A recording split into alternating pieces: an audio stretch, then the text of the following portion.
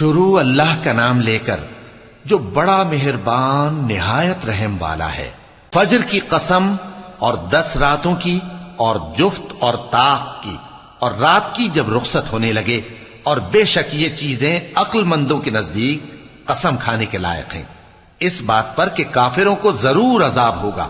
کیا تم نے نہیں دیکھا کہ تمہارے پروردگار نے قوم عاد کے ساتھ کیا کیا، جو ارم کہلاتے تھے، دراز قد مانند ستونوں کے، کہ تمام ملک میں ایسے پیدا نہیں ہوئے تھے؟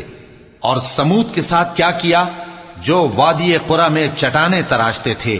اور فرعون کے ساتھ کیا کیا، جو خیمے اور میخیں رکھتا تھا؟ یہ لوگ ملکوں میں سرکش ہو رہے تھے، پس ان میں بہت سی خرابیاں کرتے تھے، تو تمہارے پروردگار نے ان پر عذاب کا کوڑا برسا دیا۔ بے شک تمہارا پروردگار طاق میں ہے۔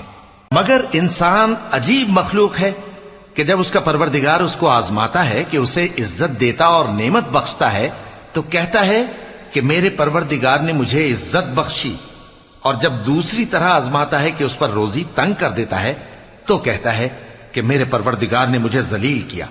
یوں نہیں، بلکہ تم لوگ یتیم کی خاطر نہیں کرتے اور نہ مسکین کو کھانا کھلانے کی ترغیب دیتے ہو، اور میراث کے مال کو سمیٹ کر کھا جاتے ہو، اور مال کو بہت ہی عزیز رکھتے ہو۔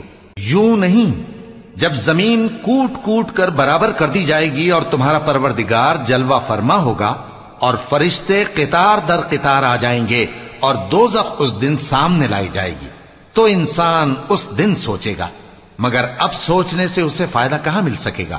کہے گا کاش میں نے اپنی اس زندگی کے لیے کچھ آگے بھیجا ہوتا، تو اس دن نہ کوئی اللہ کے عذاب کی طرح کا عذاب دے گا اور نہ کوئی اس کے جکڑنے کی طرح جکڑے گا۔ اے اطمینان والی جان، اپنے پروردگار کی طرف لوٹ چل، تو اس سے راضی، وہ تجھ سے راضی، سو تو میرے خاص بندوں میں شامل ہو جا اور میری بہشت میں داخل ہو جا۔